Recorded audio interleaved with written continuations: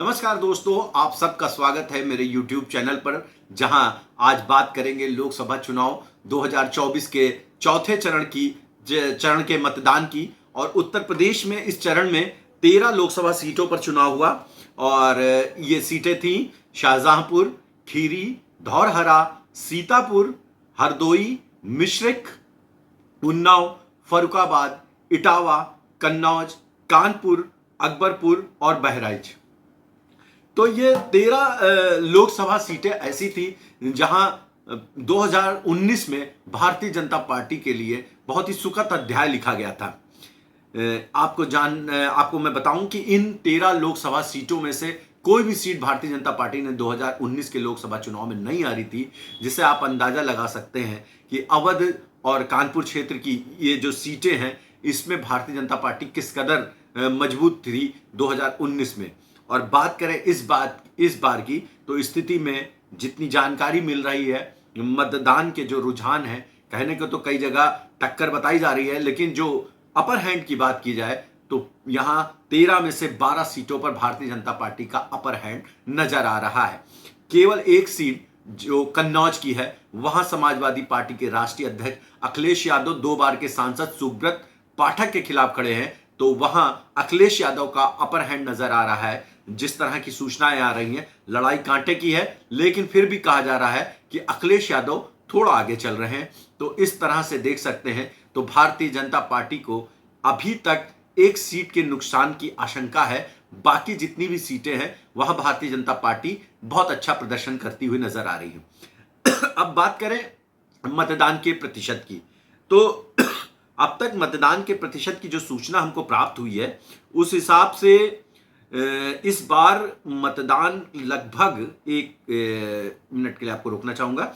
मतदान उत्तर प्रदेश में 13 सीटों पर 57.88% हुआ है, जो कि काफी सिमिलर है। इतना ही लगभग 2019 के लोकसभा चुनाव में भी हुआ था, मगर पिछले 5 साल में वोटों की संख्या बढ़ी है। ऐसे में मान सकते हैं कि थोड़ा बहुत जो ऊपर नीचे था वह भी बराबर। तो इस मतदान को अभी तक जितने भी मतदान हुए हैं उससे बेहतर माना जा सकता है।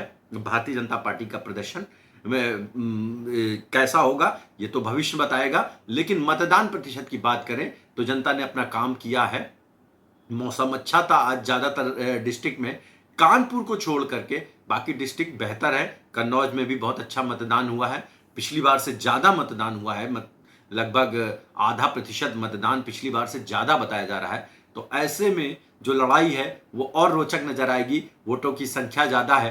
तो इस तरह से आगे हम देखेंगे कि इन 13 लोकसभा क्षेत्रों के जो चुनाव थे, इसमें सबसे ज्यादा आपको नजर आएंगी जो कहना चाहिए कि घटनाएं और जिस तरह की बातें सामने आई, जैसे कि कानपुर में कांग्रेस और भारतीय जनता पार्टी के कार्यकर्ताओं के बीच में झड़प हुई, और दूसरी ओर कन्नौज में अखिलेश यादव खुद मतदान केंद्रों तक पहुंचे और उन्होंने अपने कार्यकर्ताओं की बातों को सुना।